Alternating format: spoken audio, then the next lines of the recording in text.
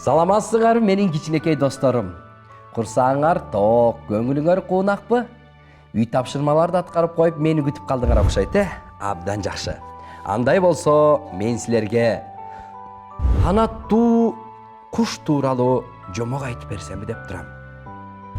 Анын аты карганын амалы деп аталат. Балдар, жаныбарлардын арасынан түлкүнү эң куусу деп эсептесе, карга куштардын арасынан эң акылдуусу болуп саналат.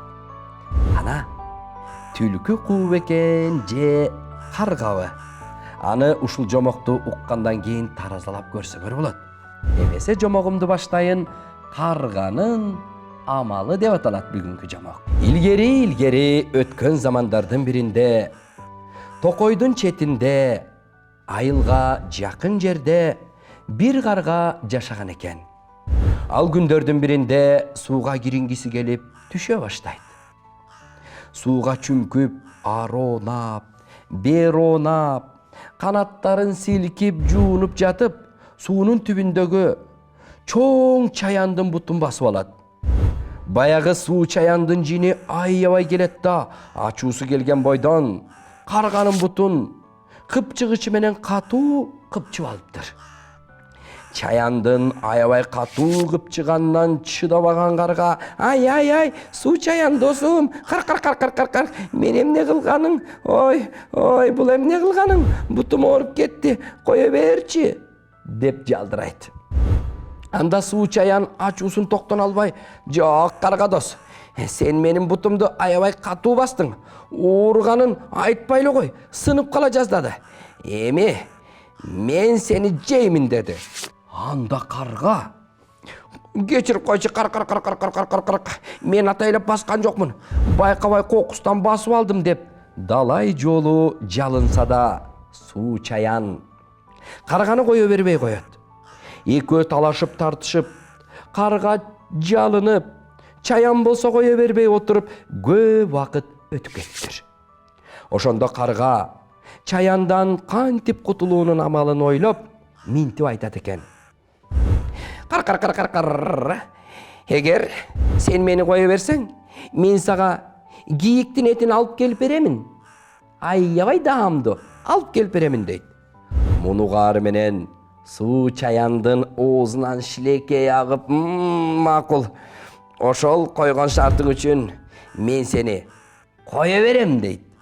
Ошентип карга суу чаяндын кыпчыгычынан кутулуп чыгат да, үйүн көздөй учуп жөнөйт.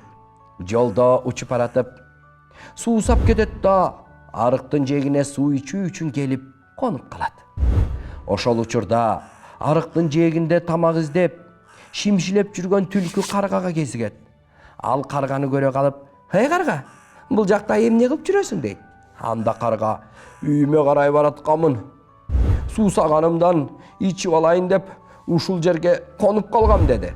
Анда ач түлкү карга учуп кеткенче буйдамга келтирбей басып чыгылат. Түлкүнүн оозунда калган карга чырылдап: бул эмне кылганың? Кое бер мени, кое бер дейм. Мен сага эч нерсе кылган жокмун го, кар, деп түлкүгө жалынып, аябай жалбарганы менен эч нерсе чыкпайт. Түлкү болсо карганы кабыштыра тиштеген бойдон: эми эч жака кете албайсың, менин курсагым ач, сени жеймин дейт.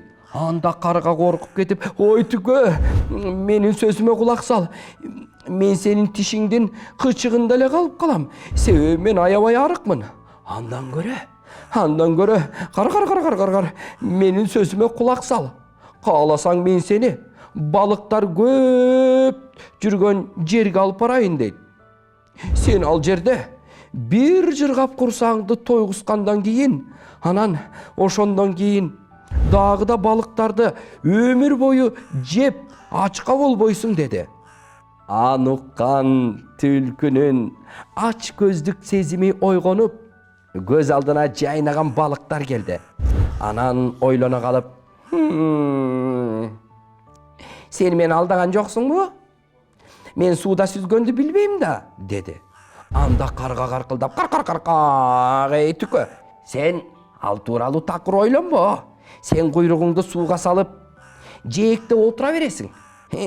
Балыктар өзү эле келип, куйругуңа жабышканда шап илип алып, жээкке силке бересиң. Каалашыңча жеп, анан кайра курсагың ачканда келип турасың, бат-баттан келип турасың, деди.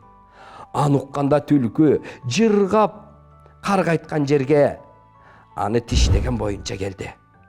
Карга болсо баягы суу чаян таштаган жерге алып келген болчу. Ошондо карга: «Эми, мени оозуңан чыгар, кар. Мен кантип кармашты сага түзүгүрөөк түшүндүрөйүн», деди.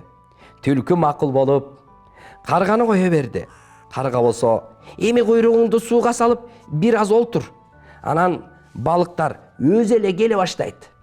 Куйругуңа жабышкан маалда жээкке силкип, чекесинен жей бер. Кар, деди. Ошондо түкөң дароо куйругун сууга салып, качан куйругумду балыктар тиштер экен деп күтүп отуруп калды. Ошол учурда карга суу чаянга жакын барып, акырын кулагына минтип шыбырады: «Кар. Мен сага кийиктин этин алып келдим. Тез куйругуна асылгын», деди. Баягы чоң суу чаян карап турсунбу, уясына карай салаңдап турган куйрукту ап деп тиштеп алды. Куйругунун ооруганына чыдабаган түлкү кыйкырган бойдон токойду көздөй сызып жөнөдү. Түлкүнүн куйругуна жабышкан суу чаян кое бербей, жабышкан бойдон кошо аны менен кошо кетти. Карга болсо алардын артынан карап кар деп каткырып күлүп кала берген экен. Мына куу түлкү да карганын айлакерлигине алданып, суу чаяндагы өз жамандыктары үчүн жазасын алышкан экен. Булар жомок болду, достор. Куу түлкүнү айлакер карга алдап жазасын берген. Карга акылдуубу же түлкүбү? Кимиси куу экен. Балдар, карганын эмне үчүн акылдуу экенин өзүңөр китептерден окуп, текшерип көрсөңөр болот. Мына, карганы силер таш менен уруп, же ага жамандык кылсаңар, ал силерди таанып калып сөзсүз өчүн алаарын унутпагыла. Ошондуктан каргага тийишчү болбогула, балдар.